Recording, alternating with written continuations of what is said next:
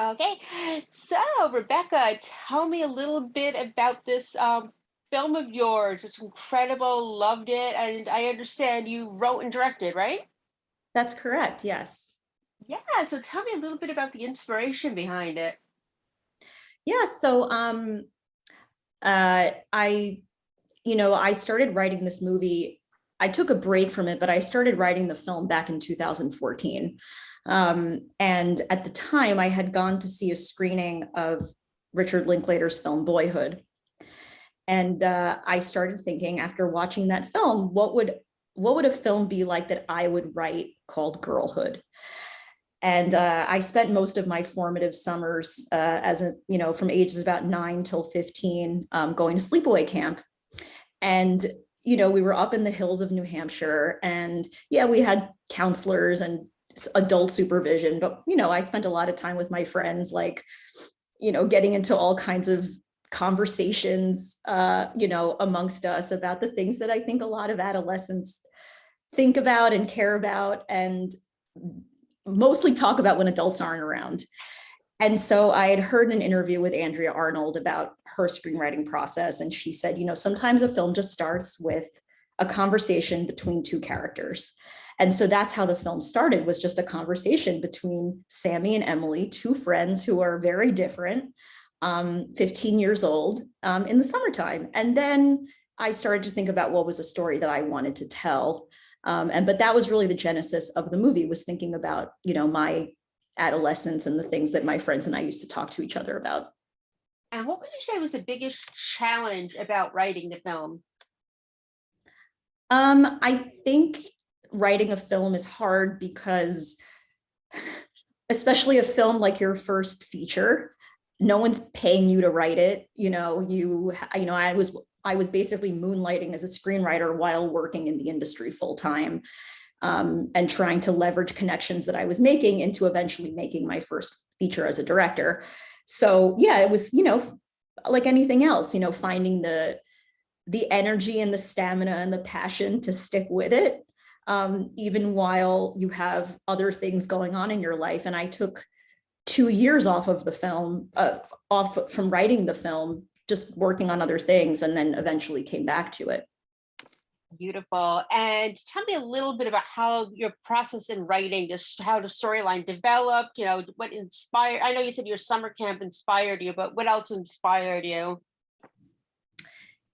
Yeah, so I started thinking more and more about and I think, and anybody who watches the film will see that the period piece element about it is very subtle. We don't hit you over the head with it. There's no timestamp. Oh, it's 1998. We wanted the audience to come into that on their own through the clues, whether it's the Sophie B. Hawkins song, or finally, obviously, the conversation about Monica Lewinsky at the dinner table. But for me, what I wanted to do was to reflect back on my adolescence and to challenge the audience to think about what has changed in 20 something years and what hasn't. And that really became the framework for the film, beyond what I wanted to say about adolescence. And I think that I hope that the message comes through subtly, but also powerfully, that, I want people to think about whether things have changed enough, and whether we need to challenge ourselves to do more. And that was really where I came to with the story ultimately. And who are the two characters based on? Are any of them based on you, some of your friends? How did the characters come about? um I think they're both me, actually. um I would definitely say I think they're both part of me in different ways. I also actually did, I have a few friends that I would say that, not my life story, but my maybe approach in life is a bit more like Sammi than Emily. I'm a bit more reserved in certain capacities. I think it takes that type of personality to sit down and spend a lot of hours by yourself on a computer. But I love Emily's spirit, and I think that, in a way, she's kind of the hero of the movie in certain ways. But they, yeah, for sure, but they were both inspired for sure by friends of mine that I had growing up. Incredible. And you also directed the film. Tell me a little bit about that experience. It was a wonderful experience. I mean, it was challenging. And I got called a monitor hog a lot because I like to just put my arms around the monitor and put myself in that world and not, and then eventually they got me my own monitor because I was preventing other people from doing their jobs, which I apologize for profusely. But, directing for me directing is not easy by any stretch of the imagination, but I was so lucky to have such an incredible cast that they made my job fun, where we could really, investigate who these characters were beyond what they were on the page. And I think that's really the magic of directing. And then you add into that all of the incredible department heads that I had working with me, who added their own level of magic to it. So I used to say directing is like showing up to a party. I mean, everything's already done. You just show up there and whatever happens that day, you try your best to get everything that you need. But yeah, by the time you get there, everything's already been planned or not planned. And that's that. And you do have a beautiful, wonderful cast. Did you have a say in who played which character, or tell me a little bit about that? Yeah, absolutely. I worked with a phenomenal casting director, and we had a great relationship. And we had lists that we were looking at and different actors that we were, talking about. But I think that there's something really special when you meet someone and that they're just it. And it's a feeling that I can't describe. But when I met the two young women who play the lead roles, I just knew that they were right. And I was really grateful that they said yes to being in the film.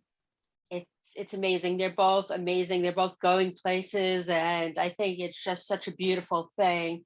And what's next for you? Are you going to make a sequel to this? Are you you writing on any other projects? Tell me what you have going on now. Yeah, so I have a TV series that I finished writing recently, and I have another movie very different than this that I'm that I'm writing currently, and then yeah, just meeting with some other folks about some potential opportunities for new projects. It's so funny. A friend of mine said to me recently, she's like, "You should write this movie, but like where they are now." And I thought, yeah, that could be a lot of fun. But what I always think is so fascinating about making a film, whether it's a short, whatever it is, by the time you get to the end of it, you love your characters and you're also a different person. Exactly. So, I think I think this was the right movie to make when I made it, and I'm really proud of it. But I don't know, sometimes I just maybe want to leave Sammi and Emily where they are and have people wonder about what happened to them. I don't know. Where do you see Sammi and Emily being? I did have this strange thought one time that they would end up crossing paths, because I think Sammy's getting out of that small town. I really do. That's kind of, I always saw her, like, this experience would inspire her to like actually leave and go somewhere else. And I think it changes Emily as a person. She's the kind of kid that like nothing bad ever happened to her. And then, so I wonder how that would affect her trajectory. There's a scene that we cut out of the film where Emily is talking with her parents about how she's a legacy at Yale. And they say to Sammi, like, "What are your plans?" And she's like, "I don't know. I'm 16 or whatever."